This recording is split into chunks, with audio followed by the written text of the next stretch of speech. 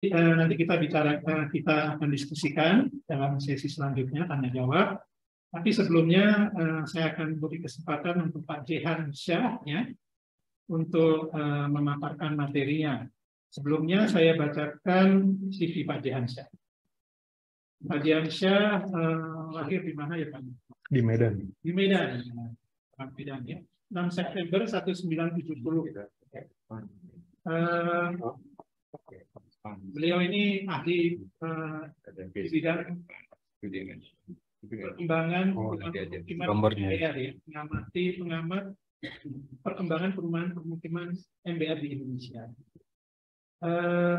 Beliau lulus dari jurusan arsitektur ITB pada tahun berapa? Lulus 95. 95 ya, datanya bolong di saya. Tahun 1995, kemudian mengambil magister dilanjutkan di level magister di ITB. Ya, kemudian mengambil doktor tahun 2006, lulusnya itu di Jepang ya, University of Tokyo Pak ya. Yeah. Ya, itu. Kemudian beliau sempat berperan banyak di bidang perumahan ya, menjadi selebritas juga, sempat di TV-TV diundang ya dan sebagainya ya, untuk sebagai pengamat masalah perumahan dan perkotaan. Tahun 2011-2012 beliau menjadi penasihat Menteri Perumahan Rakyat, kemudian tahun 2015 sempat menjadi tenaga ahli menteri di Kementerian Pekerjaan Umum dan Perumahan Rakyat. Baik Pak Jehan, kami serahkan waktunya 20 menit. Silakan Pak. Baik, terima kasih Pak Trip, Bapak Ibu sekalian yang saya hormati. Assalamualaikum warahmatullahi wabarakatuh. Selamat pagi menjelang siang. Saya mendapat giliran ketiga. Saya pikir ini sudah harus lebih tajam ya, untuk tidak mengulang-ulangi lagi. Dan mudah-mudahan seperti itu. Nah, saya coba angkat satu topik ya yang lebih menukik gitu mengenai program apa sebenarnya, kebijakan seperti apa yang sebenarnya yang diperlukan ya. Tetap dalam rangka tema webinar kita kali ini, yaitu bonus demografi dan tantangan penyediaan perumahan di Indonesia menjelang tahun emas 2045. Saya ambil tema Affordable Public Rental Housing for Urban Young Generations in Indonesia. Ada 3 topik, 3 bahasan sebagai outline paparan kali ini, yaitu pertama mengenai bonus demografi di Indonesia, tapi saya tidak akan mengulang lagi, terlalu banyak ya, hanya poin-poin pentingnya saja. Kemudian affordable public rental housing sebagai satu arah kebijakan baru ya perumahan rakyat di Indonesia, dan bagaimana prospek dan tantangannya. Nah, tadi sudah banyak dibahas mengenai bonus demografi di Indonesia. Yang jelas ini sudah menjadi satu warning ya dari hasil sensus penduduk tahun 2020 ya, yang hasilnya kebetulan memang bersamaan dengan pandemi COVID-19 ya, sehingga hasil sensus penduduk 2020 ini kurang mendapat perhatian. Ya. Nah, namun yang saya highlight di sini adalah bahwa hasil sensus penduduk tahun 2020 menunjukkan bahwa penduduk usia produktif sudah mencapai 70% lebih, ya, hampir 71%. Dan ini menurut United Nations Population Fund itu sudah memenuhi apa yang disebut dengan bonus demografi, yaitu bahwa jumlah masyarakat berusia produktif mencapai 70% dari satu populasi satu negara, sementara yang non-produktif 30%-nya. Jadi Indonesia sebenarnya sudah mencapai puncak bonus demografi tahun ini, atau tahun 2020 itu ya. Dan ini berjalan beberapa waktu, sampai beberapa waktu yang akan datang. Nanti kita akan amati lagi bagaimana tren demografi ini. Jadi catatan penting di sini bukan seperti perkiraan semula bahwa bonus demografi baru akan dimulai tahun 2030, tidak. Ya, ternyata komposisi kelompok produktif ini dengan usia 15-64 tahun, kalau kita bisa bagi lagi di dalam beberapa generasi, Gen Z, Gen Y, ya, itu milenial, ya, dan post Gen Z ini ada Gen Alpha, ya. Ini sudah kalau ditambah Gen X, ya, termasuk saya Gen X, ya, masih produktif lah, ya. Kalau Pak Adib sudah masa ini ya dekat-dekat 60 udah Pak ya, tapi masih produktif Pak. Ini sampai 64 Pak masih produktif. Jadi salah satu strategi nanti ya, nanti mungkin ada pembahasannya, memperpanjang usia produktif, nah gitu ya. Nah ini catatan penting ya. Jadi selain tadi yang Ibu Virgi katakan bahwa penduduk perkotaan akan mencapai 50% lebih atau 65% tahun 2045 ya. Kemudian ada lagi satu fakta yang perlu kita perhatikan, yaitu penduduk yang tinggal di Pulau Jawa masih sekitar 60%, ya 56,1%, dan hanya tinggal di wilayah yang 7% dari wilayah Indonesia. Jadi ini triple emergency ya, triple krisis sebenarnya. Pertama, bonus demografinya ya sebagai penduduk, kemudian yang tinggal di perkotaan ya sudah lebih 50%, dan yang tinggal di Pulau Jawa itu lebih dari 50%. Nah, ini bukan lagi suatu data yang disikapi dengan hati-hati ataupun biasa-biasa saja. Ini perlu suatu tindakan yang luar biasa, out of the box. Ya. Jadi kalau mengulang-ulang data seperti ini setiap kali kita mengadakan pertemuan, baik antara akademisi maupun antara pejabat pemerintah, maupun antara pejabat pemerintah dan akademisi, saya kira tidak banyak maknanya ya. Lanjutnya, nah lalu apa artinya ini? Nah, jika Indonesia gagal memanfaatkan bonus demografi ini untuk memacu pertumbuhan ekonomi ya, hingga 7-9%, maka akan terjebak dalam middle income trap. GDP per kapita sulit ditingkatkan kalau tidak sampai 7-9% economic growth ya. Dan tidak akan mencapai high income country ya, dan malah bisa mengalami sebaliknya, bencana demografi. Nah, ini sekali lagi yang saya katakan tadi, krisis yang tidak bisa tidak ya, harus dihadapi dan diatasi dengan cara-cara yang luar biasa ya. Nah, di sini tadi sudah banyak disinggung juga bahwa tenaga kerja usia produktif itu harus betul-betul disupport, dan ini menjadi tantangan yang berat ya. Lonjakan penduduk usia produktif ini ya. Bagaimana mereka memiliki pendidikan dan keterampilan yang dibutuhkan.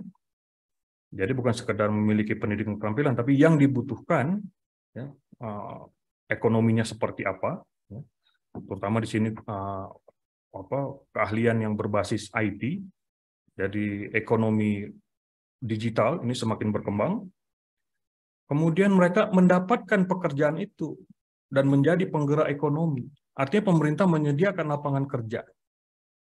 Ya. Termasuk tadi ya, terutama lapangan kerja yang berbasis IT ya, digital.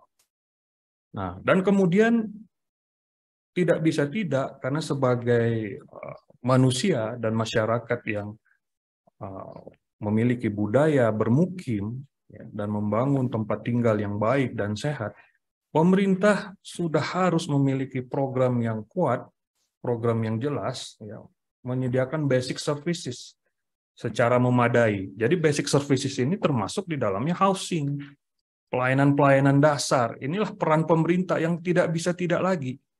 Dan salah satunya adalah tersedianya perumahan dan permukiman yang baik dan sehat secara memadai untuk semua golongan dengan prioritas di 20 kota metropolitan. Tadi kita sudah banyak berdiskusi kenapa masalah perumahan dan permukiman itu ada di perkotaan. Ya, karena di sanalah muncul masalah pertanahan, muncul masalah kekurangan prasarana, muncul masalah kurangnya lapangan pekerjaan yang memadai di sektor formal, ya, sehingga berkembang sektor informal akibat kurangnya lapangan pekerjaan, ya, dan berbagai permasalahan sosial, ekonomi, dan lingkungan. Ya. Bukan berarti di pedesaan tidak ada masalah, masalahnya berbeda. Nah, di sini kalau kita bicara basic infrastructure itu terutama di perkotaan. Nah, ini sudah warning ya. Nah, artinya apa? Kenapa saya berulang kali mengatakan warning?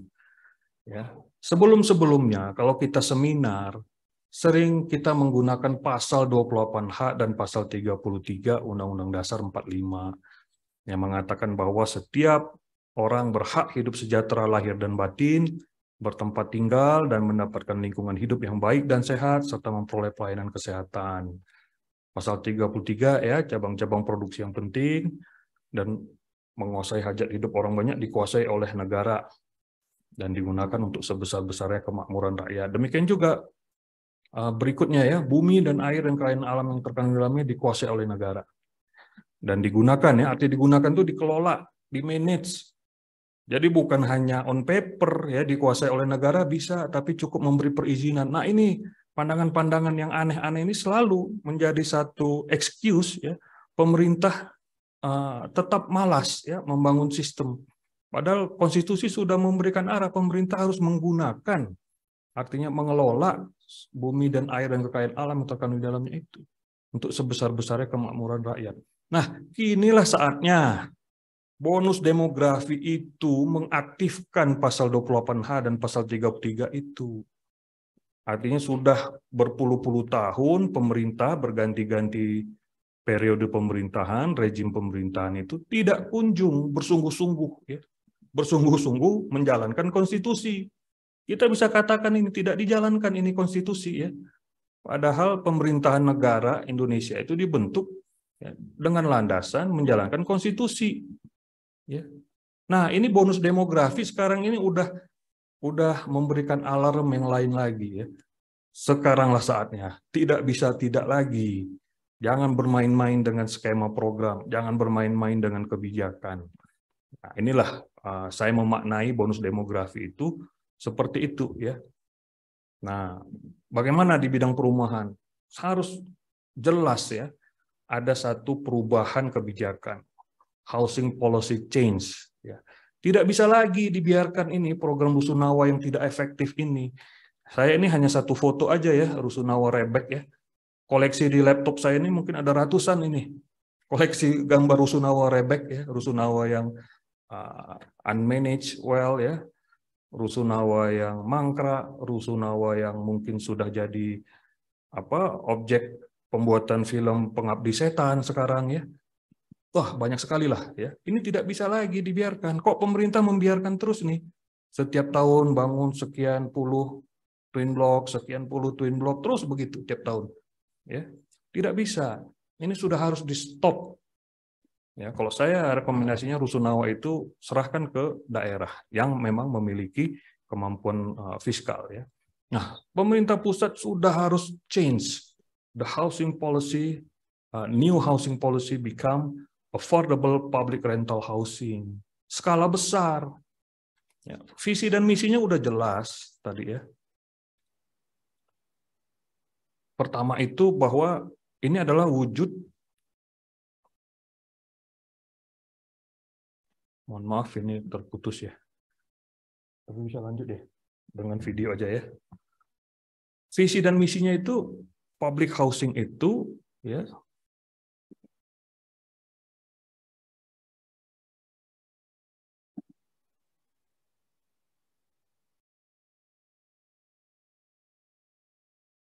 yaitu menyediakan public housing itu untuk mewujudkan kehadiran negara dalam penyediaan rumah untuk seluruh rakyat. Ya, ini katakanlah di 20 kota metropolitan Indonesia ini, kenapa saya terpaksa menyantumkan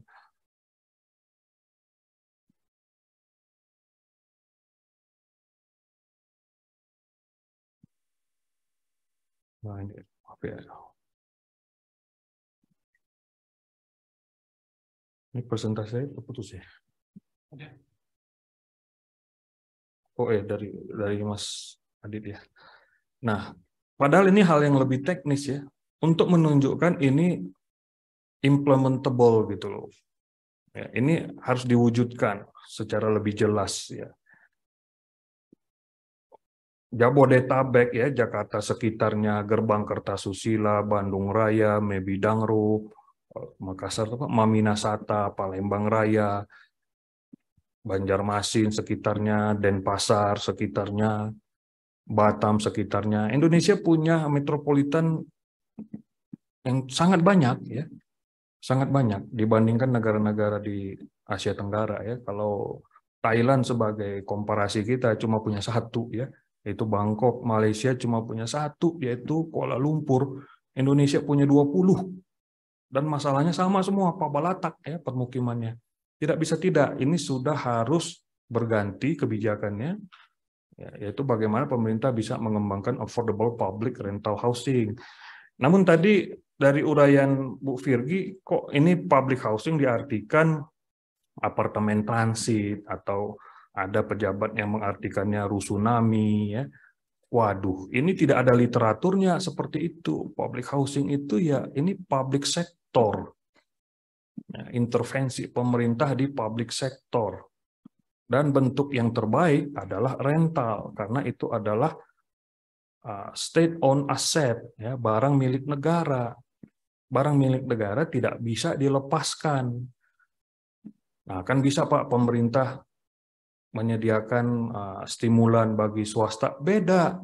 Kalau swasta itu ya dia tidak bisa mengelola resources negara ya yang sudah jelas arahnya itu untuk program basic services. Lain kalau resources yang bisa dikelola oleh private. Nah, kemarin kita diskusi panjang lebar mengenai public private partnership. Ya, ini ada di spektrum public sector. Ya, bukan di spektrum tengah ya, di mana pemerintah bisa membangun partnership, tidak. Ya. Saya belum pernah melihat public private partnership untuk public housing. Namanya juga public housing, that is public services, one of public services, public goods. Ya. Jadi artinya pemerintah harus sungguh-sungguh ini membangun sistem ini. Ini bukan proyek-proyek rusunawa biasa soalnya ya. Nah, inilah visi dan misi yang harus dijalankan, yaitu negara wajib hadir ya, untuk mendukung kelompok produktif ini dari kelas menengah bawah kota sekaligus memberdayakan masyarakat miskin kota. Dan penyediaan public housing sebagai strategi pembangunan kota-kota yang berkelanjutan. Di sisi lain kan ada ya bahwa pemerintah itu ingin merumuskan undang-undang perkotaan. Nah, inilah dia programnya. Public housing itu sebagai salah satu strategi untuk menata kota-kota dan membangun kota-kota baru. Kemudian penyediaan public housing sebagai bagian komprehensif dari penataan kota dan penanganan permukiman kumuh. Nah, ini dia, new and bold housing policy direction itu, the presence of state and, nah ini nggak ada ya. Oh sudah ya, oke.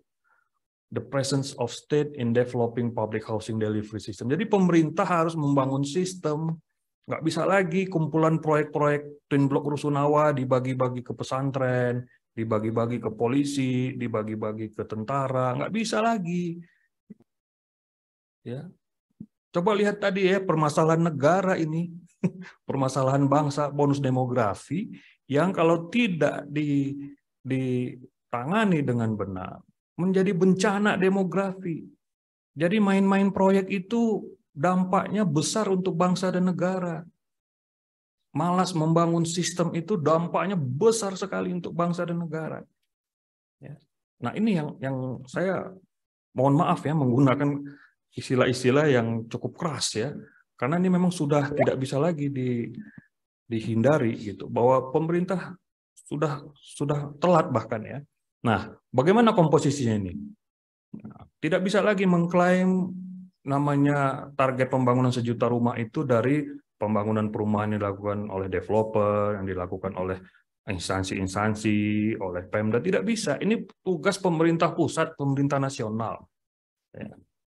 Karena tadi yang namanya metropolitan itu adalah kawasan strategis nasional.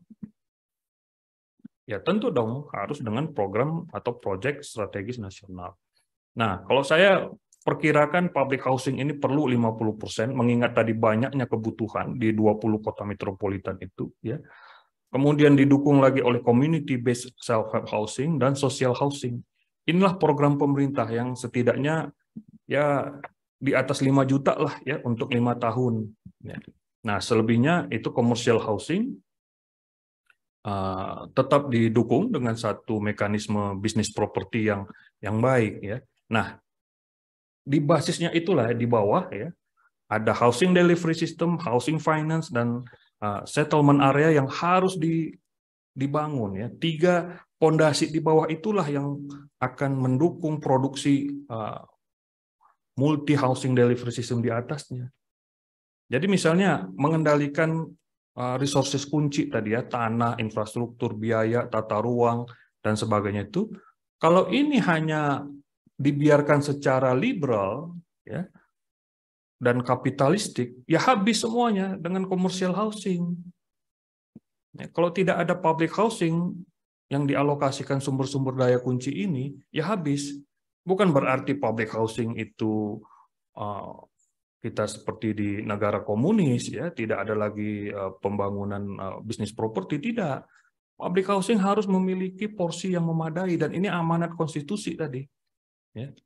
Nah, jadi berbagai sumber daya itu, ya, jadi misalnya kita bicara pembiayaan perumahan. Ya, kalau pembiayaan perumahan itu dijalankan oleh public developer, itu akan berbeda. Dia akan tepat sasaran. Ya, dia akan dibangun di kawasan yang siap bangun. Disediakan dengan prasarana yang sudah didedikasikan untuk kawasan-kawasan baru, ya, di mana itu dimotori oleh public developer. Nah, silahkan di kawasan lain itu katakanlah private developers juga membangun. Ya, tapi setidak-tidaknya 50% itu harus dialokasikan untuk public interest ya. Oke, kita dibatasi waktu.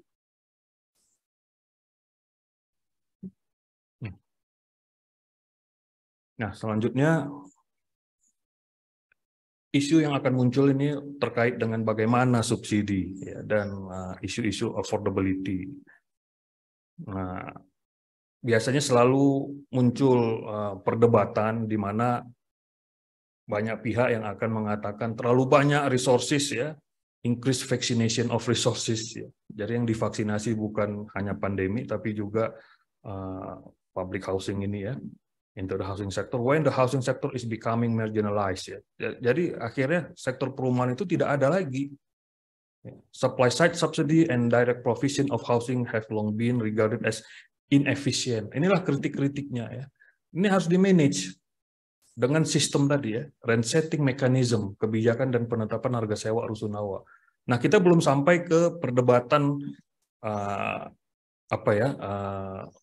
rent setting ya, harga sewa. Sudah ada sih perdebatan di Jakarta misalnya. Pernah satu ketika Gubernur Jakarta waktu itu Pak Ahok ya, ada warga yang mengatakan, wah kok kita harus bayar lagi 500.000 per bulan. Nah, Pak Gubernur mengatakan, Anda bayar itu bukan harga sewa, itu hanya harga retribusi saja, karena Anda korban penggusuran. Tapi ini harga sewa sebenarnya lebih dari itu. Ya, saya lupa saat itu mungkin sekitar 1,5 juta karena disubsidi oleh APBD dari Pemprov DKI. Nah, ini perdebatan nggak berkembang karena memang public rental housing tidak berkembang ya di Indonesia. Kemudian median rent to income, nah ini biasanya yang dipakai sebagai indikator. Jadi ini isu-isu yang kalau di banyak paper tentang housing itu berkembang. Ya. Jadi housing research itu berkembang karena sudah ada programnya. Di kita belum ada program sehingga tidak menjadi satu objek penelitian.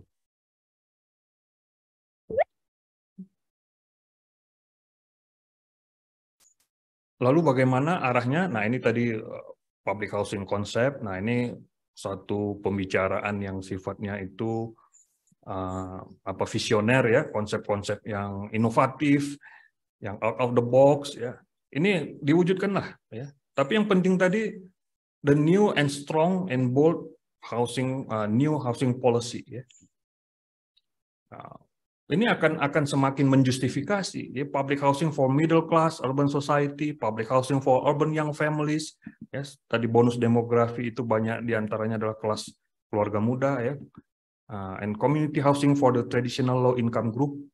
Ini kan selama ini tidak ada, tidak diperhatikan. Kalau self help housing bukan untuk community housing, terutama di kawasan kumuh, tapi untuk bedah rumah. Ini wilayah-wilayah dapil-dapil politik ya, dapil-dapil anggota dewan ini yang dapat itu ya. Bukan, tidak ada konsepnya jadi ya, rumah swadaya itu selama ini. Nah, inilah yang harus dibenahi, menerapkan berbagai konsep ya. Kemudian integrated social and physical development program, ya, program kesejahteraan keluarga, jejaring komunitas keluarga muda, pemberdayaan ekonomi keluarga, pekerjaan untuk setiap keluarga, sehingga programnya itu bukan hanya pengadaan fisik ya, tapi juga program-program sosial ekonominya. Nah, kalau kita bicara high density living, compact city, dan sebagainya, ya ini salah satu instrumennya adalah public housing. Kalau kita perhatikan di Jepang, Singapura, itu public housing adalah pionir. Ya, public housing adalah pionir dari berbagai modernisasi pembangunan kota. High density living itu ya dimulai dari, kalau di Jepang itu Urban Renaissance, kalau di Singapura itu Housing Development Board, di Hong Kong itu Hong Kong Housing Authority, ya. Nah, kemudian green space and wetland conservation ini nggak akan bisa dipaksakan atau dimintakan masyarakat atau private property, nggak bisa, karena ini menyangkut pengelolaan resources yang sangat luas, ya tadi tata ruang, pertahanan dan sebagainya ya, bahkan sampai mendukung construction industry and technology. Nah, ini kenapa saya cantum kata IKEA. IKEA ini banyak yang tidak menyadari adalah industri konstruksi, industri furniture yang berkembang hebat di Swedia akibat dari berkembangnya public housing. Kalau kita dulu tetap mengembangkan public housing ya seperti zaman awal pertengahan Orde Baru ya, awal Orde Baru, kita akan punya Ligna yang bisa mengimbangi IKEA, tapi karena rusunawanya habis, maka IKEA-nya Ligna IKEA Indonesia tidak berkembang. Oke. Kemudian comprehensive and integrated, ini konsepnya juga terkait tadi dengan pembangunan kota, tidak cukup membuat proyek-proyek konstruksi, tapi integratedly embracing the urban renewal program, resettlement program, and dormitory new town development. Tapi dengan catatan tadi ya, ini tentu ada yang mengatakan, wah biayanya banyak Pak. Nah itu tadi tetap dikelola itu bisnis, mengelola subsidi dan tadi affordability. Nah terakhir, slide saya terakhir. Nah inilah yang kita di akademik ini ya, para akademisi itu, mohon maaf ya, berulang kali itu mengembangkan kajian-kajian, penelitian-penelitian yang sangat terbatas ya, karena ineffective housing policy and program. Bolak-balik kita mengkaji rusunawa, bolak-balik kita membuat post occupancy evaluation ya. Rusunami juga bedah rumah, penyediaan PSU, KPR bersubsidi ya. Tapi hanya untuk mengkritisi. Ini saya pikir tidak akan produktif. Mungkin produktif secara prosedural sebagai akademisi, ya, bisa mencapai profesor, tapi untuk perumahan rakyat di Indonesia tidak produktif. Jadi tolonglah ya, bagaimana supaya sumber daya akademik ini lebih efektif. Nah, agenda-agenda penelitian dan pengembangan ke depan ya, kita sudah ya tetap kita bahas ineffective housing policy and programs ya. Tapi kita lebih inovatif, lebih visioner ke depan. Ya. Prospect of public housing program ini bagaimana? Ya, silahkan pro and con-nya. Ya, perdebatannya silahkan. Tapi ini adalah suatu kewajiban negara. Kemudian potential of community housing. Nah ini juga menjadi satu potensi untuk kaum muda. Ya, co-housing. Nah, saya kebetulan juga membimbing beberapa mahasiswa master research ya tentang co-housing. Kemudian mixed income housing. Nah, ini juga kita susun di dalam program-program proyek studio. Dan satu lagi terakhirnya juga menarik ya, multi generational housing. Ini juga menjadi satu tugas akhir mahasiswa bimbingan saya. Karena tadi disebutkan selain kita mendapat bonus demografi kaum muda, juga kita akan meningkat aging people. Nah, itu dia. Sehingga si kaum muda tadi istilahnya itu menjadi sandwich generation. Dia harus memikul generasi muda, anak-anaknya, dan generasi orang tuanya. Nah, ini juga ada housing konsepnya, yaitu multi-generational housing. Nah, ini sedang persiapan tugas akhir. Mudah-mudahan di proyek tugas akhir dia akan bisa mengembangkan satu konsep perumahan multigenerasi ini tadi. Baik, itu saja dari saya. Terima kasih atas perhatiannya. Mohon maaf jika ada salah kata dan kekurangan. Wassalamualaikum warahmatullahi wabarakatuh. Ya, baik, terima kasih Pak Jehan atas paparannya yang berjudul Affordable Public Rental Housing for Urban Young Generation in Indonesia. Nah, ya, jadi Pak Jehan mengingatkan bahwa bonus demografi ini bisa menjadi hal yang sangat didambakan kita, gitu ya. Melihat keberhasilan Korea dan Cina misalnya memanfaatkan bonus demografi ini. Tapi juga bisa membawa ke satu bencana demografi kalau kita tidak kelola dengan baik. Ya. Karena di sini menurut saya Pak Jehan salah satu yang diusulkan adalah adanya housing policy change untuk affordable public rental housing. Di mana tadi Pak Jehan menyiratkan bahwa dituntut satu kapasitas kerjasama masyarakat untuk bekerja sama dalam skala besar. Kapasitas masyarakat di dalamnya ada pemerintah, ada Pemda. Bukan. Ya. Pemerintah, kebijakan pemerintah ya. yang strong. Ya, ada di sini ada pemerintah lokal juga, ada pemerintah pusat, ya. Tapi kapasitas untuk masyarakat untuk bekerja sama. Bukan kerjasama masyarakat. Saya katakan tadi kebijakan yang strong. Oke, ya baik. Nanti silakan dijelaskan Pak Jehan. New and bold. Ya, intinya ada hal yang harus berubah ya di segala level ya dalam menghadapi tantangan yang ada ini. Baik, selanjutnya kita akan masuk ke pertanyaan.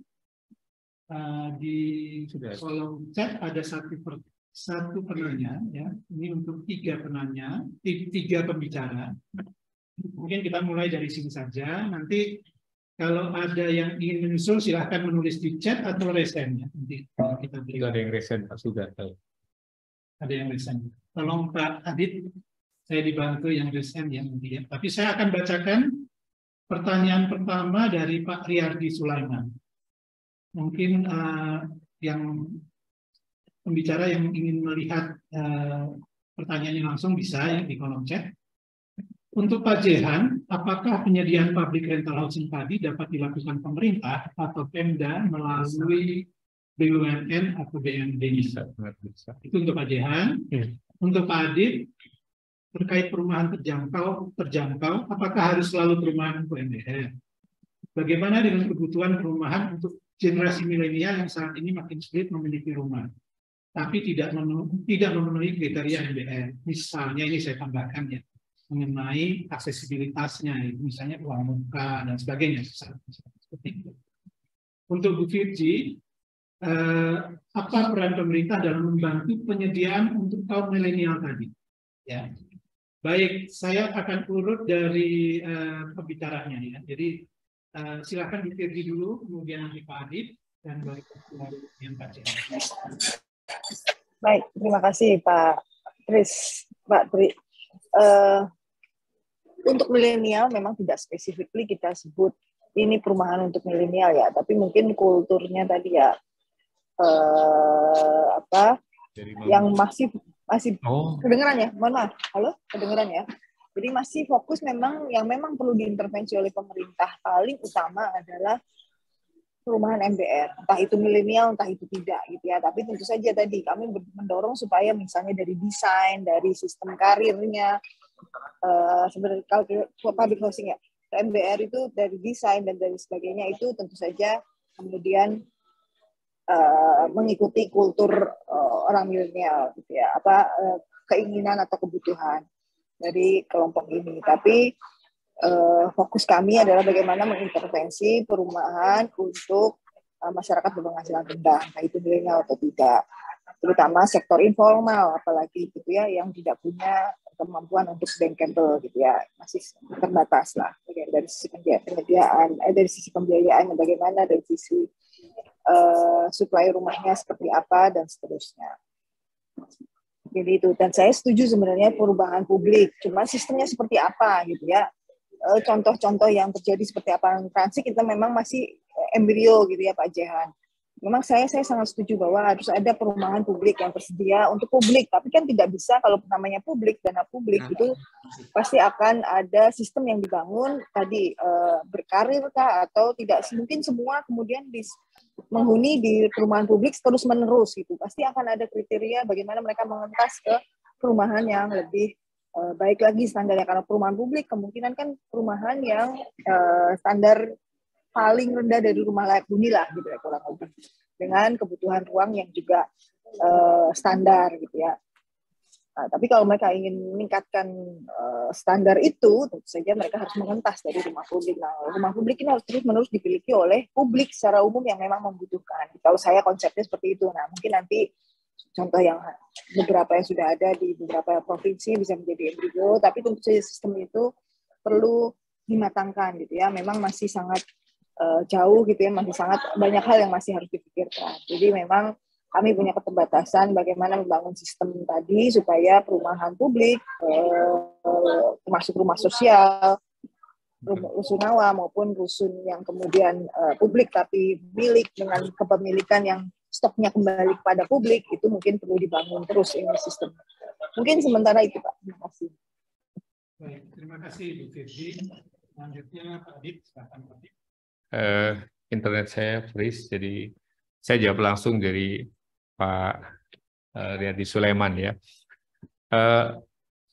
Kenyataannya sebenarnya tidak hanya untuk MBR ya. Jadi kalau kita lihat di banyak negara, di Malaysia, di Cina itu ada kelompok menengah justru yang besar sekali jumlahnya dan itu tidak terakomodir. Jadi pemerintah hanya memikirkan yang kelompok bawah, yang atas dilepaskan, yang tengah ini nggak diapa-apakan. Jadi sebenarnya kalau kita bicara tadi pertanyaannya apakah hanya untuk MBR, saya kira tidak ya. Jadi kelompok menengah itu juga mestinya bisa. Nah, memang yang belum ada adalah aturannya. Kan kita ini paling susah kalau ditanya soal penghasilan ini, ya. Karena penghasilannya dari macam-macam sumber dan tidak terdata. Beda dengan negara yang barangkali sudah satu sistem, dari manapun uangnya masuk itu pasti tercatat sehingga dapat diketahui dengan mudah berapa persisnya penghasilannya. Ini yang kita tidak punya. Tapi intinya adalah tidak harus selalu untuk MBR karena memang ini sebenarnya hanya kalau di dalam kenyataannya kita juga harus memikirkan untuk menengah yang selama ini menjadi sangat besar jumlahnya tapi tidak terakomodasi dengan baik. Jadi milenial pasti masuk saya kira ya. Mereka adalah kelompok-kelompok yang baru mulai hidup gitu ya. Baru mulai membangun rumah tangga misalnya, ini juga perlu diakomodasi. Saya kira itu dari saya. Terima kasih Pak Adib. Pak Dihan silakan. Ya, terima kasih Pak. Jadi kalau ditanya apakah bisa BUMN atau BUMD, ya sangat bisa karena itu instrumennya sebenarnya. Tapi tadi paparan saya lebih kepada bagaimana pemerintah lebih dulu ya, memiliki arah kebijakan yang kuat. Jadi public housing ini tidak akan bisa diwujudkan kalau pemerintah itu tidak menata yang namanya sektor perumahan rakyat. Jadi selama ini perumahan rakyat itu belum menjadi satu sektor. Makanya tadi ada pertanahan harus begini, prasarana harus begini, itu sektor lain. Pertanahan itu ada sektor sendiri, prasarana ada sektor sendiri. Ya, perumahan ini harus punya satu portofolio tersendiri, undang-undang yang memang melandasi program-programnya, dan salah satu programnya adalah public housing. Ini belum ada. Ya, jadi yang namanya undang-undang rumah susun itu bukan, ya, isinya berbeda, ya. Nah, itu bisa kita uraikan panjang lebar. Tadi Bu Virgi mengatakan, lalu bagaimana public housing? Ya susunlah portofolio perumahan rakyat ini yang baik, sistemnya ada begitu. Karena ini bukan utak-atik skema project begitu ya, bukan utak-atik skema yang nanti ganti pemerintahan ganti lagi, bahkan ganti dirjen juga bisa ganti. Bukan, ini satu urusan pemerintahan yang harus dibangun sistemnya. Ya, sama seperti penanggulangan korupsi, ya, itu ada undang-undangnya, lembaga dan sebagainya. Nah, BUMN sangat bisa sekali, dan pemerintah kita sebenarnya sudah already on right track, ya. In the past, ketika pemerintah menugaskan Perumnas membangun rumah susun, Rusunawa, dan di Jakarta itu ada namanya Perusahaan Tanah dan Bangunan, dan kemudian menjadi Saranajaya, sekarang menjadi Jakarta Propertindo, kok jadi developer swasta biasa. Padahal dulu dia mengelola tanah dan bangunan untuk menyediakan public rental housing. Jadi Indonesia itu sebenarnya seharusnya tidak jauh tertinggal dari Singapura dan Jepang. Tapi sekarang menjadi jauh tertinggal. Dua negara itu sudah menikmati buah dari bonus demografinya dengan pertumbuhan 7-9% tadi. Indonesia belum. Kalau kita kelewatan ini dan kita tidak siap dengan housingnya, ya goodbye gitu ya. Nah, negara-negara yang sudah berhasil tadi tidak akan mengatakan bahwa kalian perlu public housing, tidak, karena mereka sudah menikmati. Ya, sekarang Korea Selatan sudah, RRC juga sudah begitu ya, pertumbuhan 7-9% tadi dengan bonus demografi. Nah, satu lagi ada satu model ya dari rumah susun umum di Jakarta. Nah, ini hasil survei kita waktu itu Pak Tri ya. Mereka mengatakan bahwa penghuni Rusunawa itu dari kalangan umum itu lebih baik kinerjanya dan tidak memberikan beban maintenance ya dibanding mereka yang merupakan warga gusuran. Nah, ini juga penanganan Rusunawa yang tidak tepat sebagai kompensasi penggusuran. Ya.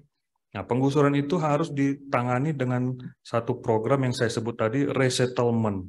Bahwa dia nanti akan menempati Rusunawa, itu dia datang ya, sebagai warga umum. Nah, hanya diberikan satu sedikit kompensasi, mungkin keringanan biaya sewa, mungkin 3 bulan, 6 bulan, gitu ya. Selebihnya dia mendapat kompensasi atas involuntary resettlement tadi. Gitu. Nah, ini permasalahan sampai sekarang, sehingga Jakarta secara diam-diam, tidak diketahui banyak kalangan, itu terus meningkat beban pengelolaan Rusunawanya, yang mengelola ribuan unit Rusunawa, ya, karena dikelola oleh UPT, unit pengelola teknis, bukan BUMN atau BUMD. Jadi kalau Bu Virgi tadi menanyakan, lalu bagaimana konsepnya? Nah, di UPT Rusunawa Jakarta itu half correct gitu ya, partly correct tapi incorrect tetap ya. Rusunawa proyek-proyek DJP PUPR juga itu incorrect gitu ya. Nah, artinya sederhananya begini. Kita lihat RRC ya, ketika bangkit tahun 90-an, itu mereka menyewa Surbana, namanya konsultan housing dari Singapura, yang dibentuk oleh HDB, Housing Development Board. Sederhana aja, jiplak dan kembangkan, tiru dan kembangkan, ATM ya, amati, tiru, dan modifikasi. Begitulah yang dilakukan banyak negara-negara Asia Timur ya, misalnya Korea Selatan, Cina ya, dan dulu Hong Kong dan Taiwan ya, itu meniru Jepang dan Singapura. Dua negara yang leading itu dalam public housing itu Jepang dan Singapura. Dan negara-negara Eropa itu Skandinavia, Belanda, dan Jerman. Tinggal adopt saja menurut saya. Jadi nggak usah terlalu banyak ngarang-ngarang gitu ya.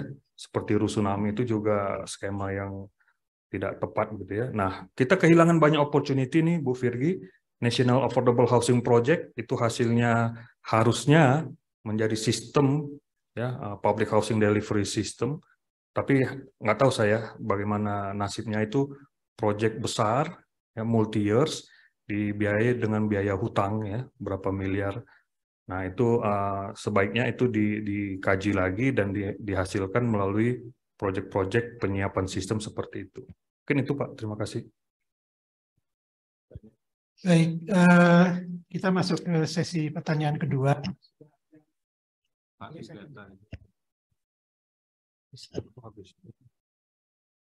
Iya, kita masuk ke pertanyaan kedua, sesi pertanyaan kedua.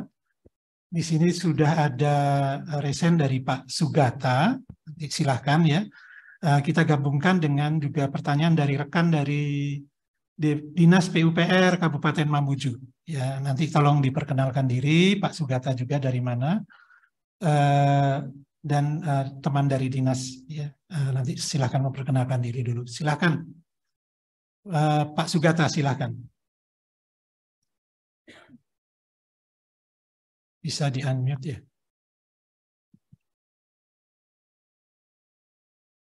Pak Adit, bisa dibantu. Pak Sugata masih ada?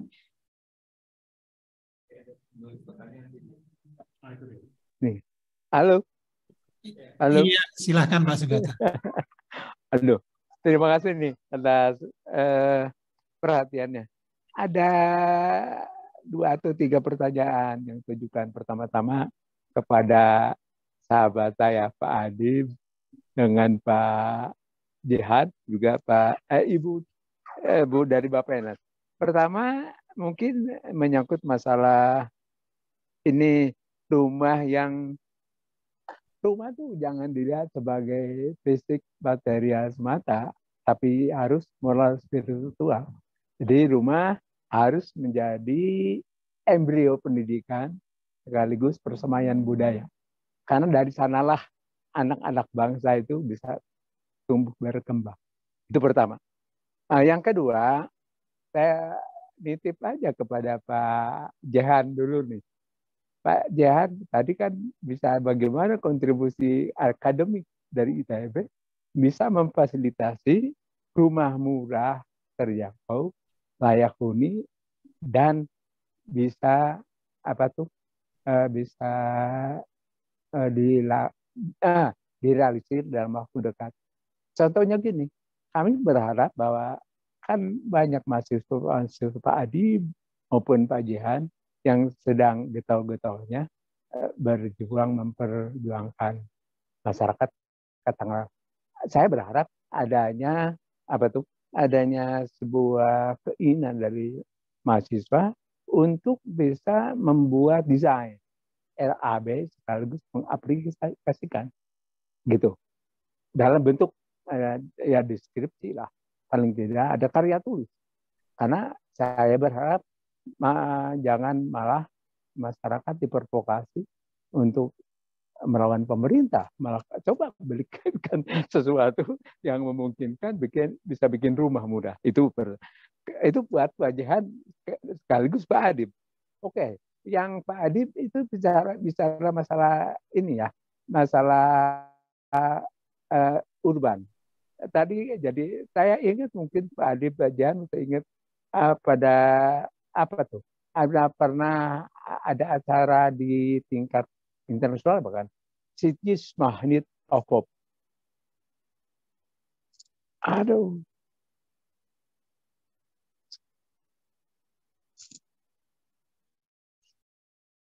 Ya, Pak Sugata, terputus suaranya.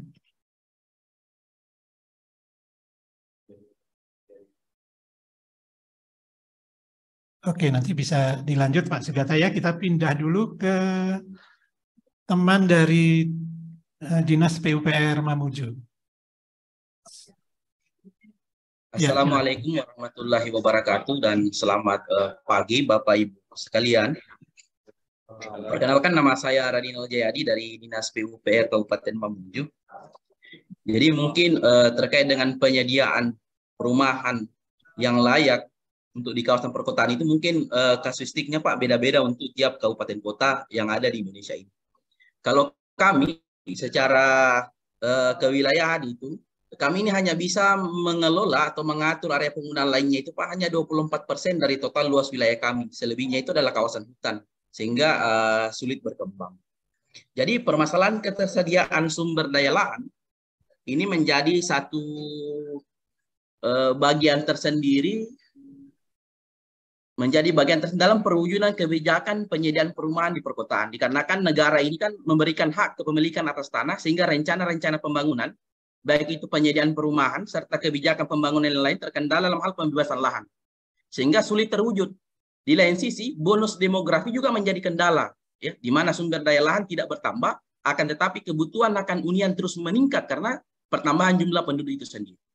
Saya minta ini tanggapan dari Pak Jihan. Apakah revisi Undang-Undang Pokok-Pokok Agraria direvisi saja, Pak, dengan penghapusan hak milik? Negara tidak kemudian memberikan hak milik kepada setiap warga negara, tapi hak pakai, di mana seluruh sumber daya lahan ini menjadi milik negara. Biar negara yang meridistribusikan tanah itu kepada setiap individu yang ada di negara ini, sehingga mudah untuk diatur. Karena kebanyakan rencana-rencana pembangunan yang ada itu kita merencanakan di atas tanah milik seseorang, sehingga perwujudan struktur dan pola ruang itu kadang susah terwujud karena perencanaannya di atas tanah milik orang yang kemudian diberikan oleh negara. Tanggapannya Pak Rehan dan juga teman-teman dari Bappenas untuk merevisi, apakah memungkinkan untuk merevisi menghapuskan hak milik itu saja, tinggal nanti kita terima saja berapa bagian kita yang diberikan oleh negara ke kita. Saya kira begitu, Pak. Oke, baik Pak. Saya tadi kurang dengar Pak Reno ya. Oke. Radinal, Pak. Radinal Jayadi. Oke, maaf Pak.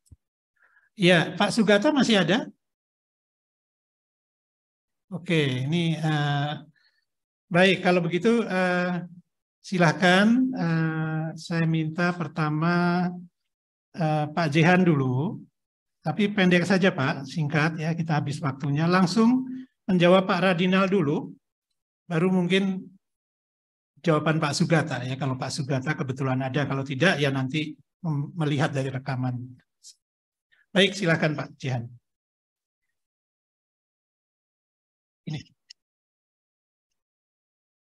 Menurut saya tidak perlu merevisi Undang-Undang Agraria karena pada dasarnya kenyataannya itu tanah negara itu sangat banyak, Pak. Ya, termasuk HGU habis misalnya, baik HGU pabrik, HGU tambang, HGU kebun dan lain-lain. Dan kemudian pemberian izin lokasi, ya itu coba diaudit semuanya, akan banyak sekali. Nah sekarang tinggal political will dari pemerintah untuk mengembangkan sektor perumahan rakyat ini. Akan diperoleh tanah yang banyak sekali dan itu langsung disiapkan program. Dikembangkan kawasannya. Jadi bukan bank tanah, ya, tapi kawasan siap bangun. Itulah bank tanah untuk perumahan dan permukiman. Bank tanah perumahan permukiman itu bukan mengumpul-ngumpulkan aset tanah dalam bentuk data tanah, ya, data sertifikat dan sebagainya, tapi dalam bentuk program pengembangan kawasan siap bangun. Nah itu yang diperlukan. Jadi Undang-Undang Agraria nggak perlu direvisi. Tinggal bagaimana sektor perumahan dan permukiman ini leading tadi, yang saya katakan membangun sistem sehingga kelihatanlah political will pemerintah untuk menguasai dan mengelola sumber daya. Nah sekarang yang diberikan itu kan izin lokasi itu di Jabodetabek saja ada 100.000 hektar itu. Ya, mungkin sekarang sudah lebih. Izin lokasi diberikan kepada developer swasta. Saya nggak mengatakan bisnis properti nggak boleh ya. Tapi ini terlalu liberal, udah kebablasan gitu. Ya, katakanlah separuhnya saja ya dikuasai pemerintah. Misalnya kita lihat di BSD itu 6.000 hektar selama 35 tahun cuma terbangun sekitar nggak nyampe 3.000 hektar.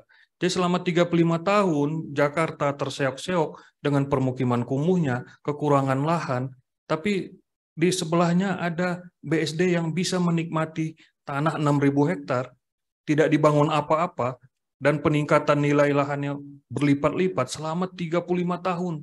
Coba bayangkan itu. Ini sistem apa ini? Nggak ada Pancasilanya sama sekali ini. Nah, jadi yang diperlukan itu pemerintah proaktif, membangun sistem, menyiapkan kapasitas, strong institution, ya, untuk menguasai tanah dan mengembangkan kawasan-kawasan permukiman. Itu dia, Pak. Kemudian dari Pak Sugata tadi ya, coba bangun model rumah yang affordable, yang layak dan terjangkau. Kalau rumah, Pak Sugata ya, itu sudah sejak 40 tahun lalu ya, bahkan lebih ya, sejak tahun 70-an. Itu sudah banyak sekali ya. Dulu ada pusat informasi teknologi bangunan ya. Di ITB juga ada, dulu masih cikalnya apa? TPMB ya. Nah, itu cikalnya Puslitbang Permukiman yang di Cileunyi ya. Itu sudah banyak sekali penelitian-penelitian mengenai apa material bangunan yang murah ya. Jadi cost reduction, teknologi tepat guna mengenai bagaimana membangun apa model rumah yang layak huni namun murah. Nah, tapi persoalannya perumahan rakyat ini bukan itu, Pak. Persoalannya bagaimana penguasaan lahan, penguasaan tanah ya, yang sesuai dengan arahan dari tata ruang, kemudian dukungan prasarana, basic services tadi yang saya sebut, dan juga pembiayaan.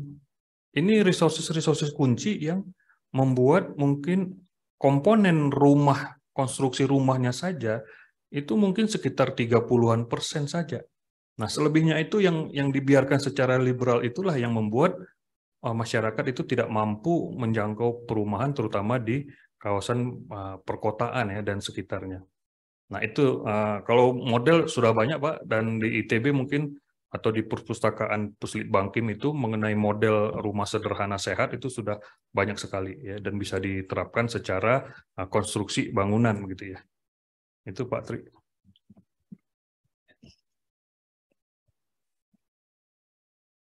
Terima kasih Pak Renaldi. Saya coba menjawab tadi Pak Jihan sudah menyampaikan tidak perlu diubah. Mungkin yang perlu dilakukan adalah bagaimana pemerintah lebih memperhatikan Pancasila tadi ya. Bagaimana supaya keadilan tadi karena ada orang yang menimbun tanah begitu lama dengan menikmati bunganya saja atau apresiasi harganya tapi tidak melakukan apa-apa dan tidak dapat katakanlah punishment nanti ya. Tapi yang mau saya katakan itulah kenapa tadi saya mengatakan sebaiknya pengelolaan penyediaan perumahan ini ada di tingkat kota. Bagaimana kita memperkuat institusi kota dengan tadi basisnya adalah sumber informasi dan data yang akurat. Ini yang kita tidak punya.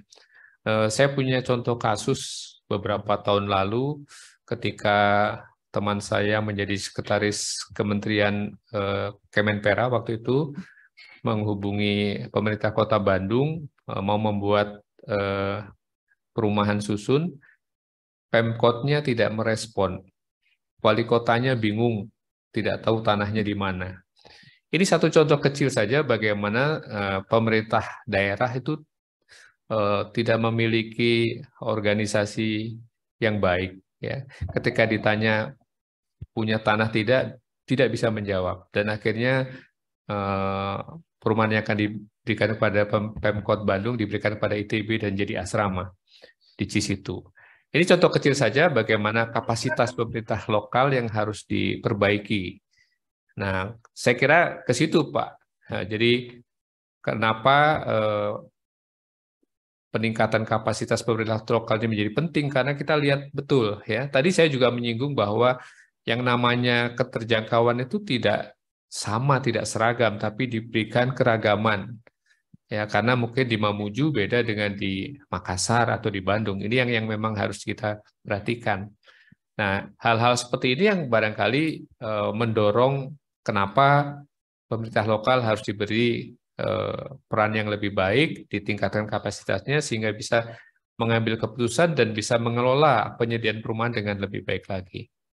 Lalu ke Pak Sugata, bagaimana mencegah orang tidak ke kota? Sebenarnya kalau proses urbanisasi tidak hanya migrasi orang dari desa ke kota, tetapi juga bagaimana wilayah-wilayah di pinggir kota yang semula bukan kota, mengkota. Ini juga jadi urbanisasi. Tapi kuncinya tadi, ketika kita bicara bonus demografi, ketika kita bicara ada sumber daya manusia yang membutuhkan pekerjaan yang lebih banyak, tenaga kerja, posisi atau sasaran yang paling ideal adalah di mana ada industri, ada tempat bekerja. Kita sudah lihat Cikarang misalnya sekarang bisa berkembang karena ada industri di sana. Jadi tidak selalu harus lari ke kota. bahwa kemudian Cikarang menjadi kota itu adalah konsekuensi dari peningkatan populasi dan aktivitas yang ada di situ. Perubahan dari yang dulunya pertanian menjadi jasa dan sebagainya. Ini yang barangkali perlu diperhatikan. Jadi kita bisa melihat sekarang bahwa untuk mengurangi orang lari ke kota ya sederhananya mendistribusi kegiatan-kegiatan ekonomi atau produksi atau industri Satu lagi, di luar Bapak kota. Saya kira itu saja. Itu Makasih. lagi. Ya. Itu lagi. Iya, mungkin tanggapan terakhir dari Bu Virgi mengenai tadi dari teman dari DPUPR Mamuju ya mengusulkan masalah terkait dengan lahan sebenarnya ya. Mereka punya sumber daya lahan yang hanya 25% dari wilayah. Nah, Bapak, di remarks dari Bu Virgi tadi ada mengenai pengelolaan lahan perkotaan. Mungkin bisa ditanggapi Bu. Ya, baik. Terima kasih Pak Renaldi tadi ya, kalau nggak salah. Maaf kalau salah. Jadi kalau untuk mengubah reforma agraria dari tidak ada tanah milik sepertinya sangat sulit sekali ya, karena memang itu sudah jadi paradigma saat ini dan akan merubah banyak, dan itu bukan di kuasanya teman-teman di sektor perumahan ya. Tapi tadi saya kami waktu di perkotaan itu mendorong sebenarnya tidak hanya mengelola lahan atau terutama untuk pasos-pasin termasuk rumah MBR gitu ya, itu berangkat dari perencanaan yang baik dulu, perencanaan kota, dan perencanaan kota itu sampai detail RDTR bahkan RTBL dan UDGL gitu ya, kelihatan bahkan visualnya kota seperti apa itu harus kelihatan. Dari situ kemudian ditegakkan tata ruangnya. Jadi kalau pun lahan itu milik orang atau milik seseorang, itu bukan berarti kemudian bisa dibangun seenak-enaknya, enggak. Tapi harus mengikuti tata ruang ataupun rencana kota sendiri, kota itu untuk membangun apa di tempat itu. Nah, kalau itu untuk menjadi rumah fasos-fasum dan sebagainya, memang kemudian kota harus kemudian punya rencana bagaimana menguasai lahan-lahan yang memang seharusnya untuk publik. Kalau itu kemudian dimiliki oleh seseorang atau badan-badan tertentu dan sebagainya. Jadi perlu ada rencana dari kota. Saya setuju bahwa kemudian perlu peningkatan kapasitas perencanaan di kota. Jadi memang Pemda ini menjadi motor utama sebenarnya. Kalau kita berbicara kota, kawasan, atau kabupaten, kawasan perkotaan di kabupaten, bahkan kawasan kabupaten tersebut. Bagaimana mengelola kawasan tersebut secara lebih detail. Jadi mana yang akan dibangun, mana yang tidak, mana yang harusnya wilayah lindung harus benar-benar ditegakkan meskipun itu tanah milik orang. Karena memang tidak memberikan hak milik itu, tidak memberikan hak untuk membangun apa seenak-enaknya di atasnya tanpa ada aturan ataupun perencanaan yang diacu. Jadi itu menegakkan tata ruang, termasuk bagaimana kemudian Pemda menguasai lahan-lahan yang kemudian akan dijadikan untuk fasilitas publik, termasuk rumah MBR kami di perkotaan. Jadi itu mudah-mudahan nanti teman-teman di perkotaan, undang-undang perkotaan kalau jadi bisa mendorong ke hal tersebut. Itu mungkin Pak. Jadi berangkat dari kota, tidak bisa berangkat dari lahan. Terima kasih. Baik, terima kasih Bu Virgi. Jadi ini karena batasan waktu saja ya, jadi makanya kita terpaksa tidak bisa berdiskusi lebih jauh ya. Tapi silahkan jika ada pertanyaan silahkan dikirimkan ke panitia ya, bisa lewat chat ini kalau masih sempat ya, kemudian atau lewat YouTube ya. Baik. Terima kasih kepada 3 pembicara atas paparannya, diskusinya, tanya jawabnya yang sangat-sangat menginspirasi, juga untuk para peserta. Ya, saya akan coba bacakan apa yang kita sudah dapatkan hari ini ya. Jadi bonus demografi memang satu hal yang merupakan peluang untuk pertumbuhan ekonomi, tapi juga membawa tantangan tersendiri untuk masalah perumahan permukiman di negara kita. Ya, dengan kondisi existing, berangkat dari kondisi existingnya saat ini.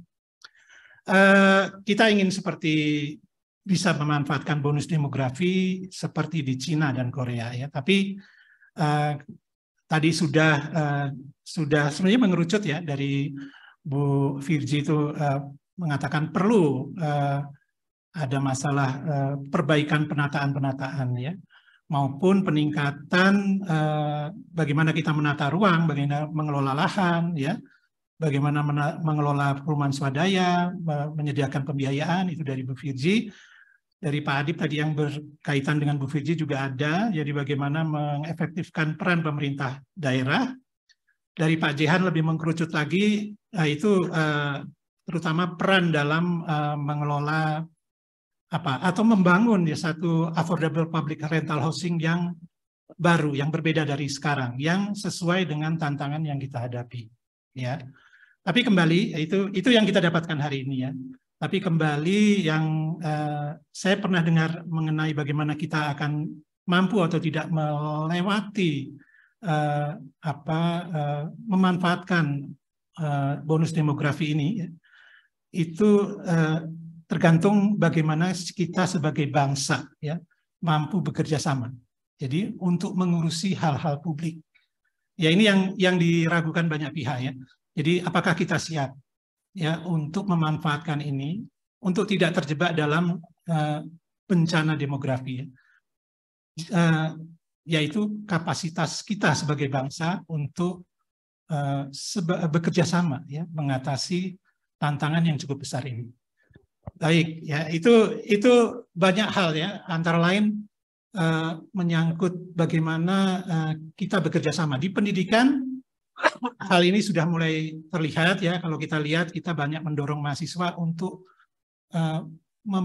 membangun kemampuan mereka untuk bekerja sama, tidak hanya pintar. Jadi tadi kualitas SDM untuk menyambut bonus demografi ini tidak perlu hanya pintar, tapi lebih jauh lagi perlu kemampuannya untuk bekerja sama, untuk mengatasi hal-hal publik, masalah-masalah publik bersama. Itu saja. Baik, semoga webinar kita ini banyak membawa manfaat buat kita dan bisa kita tindak lanjuti dalam hal-hal yang lebih nyata berikutnya. Baik, saya kembalikan mic-nya kepada moderator. Ya.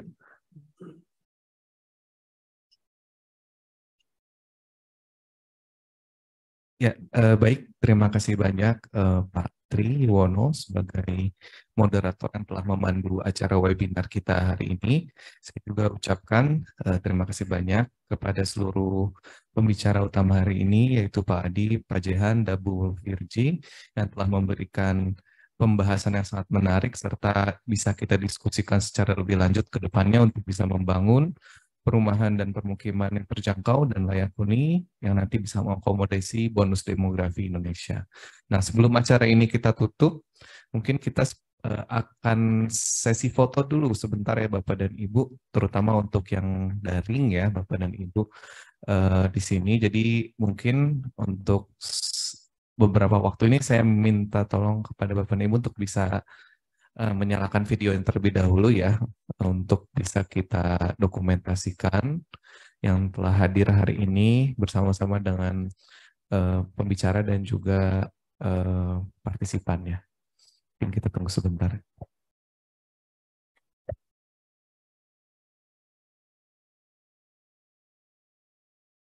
Oke, ini akan saya ambil fotonya ya Bapak dan Ibu ya. Oke, bersiap. 1, 2,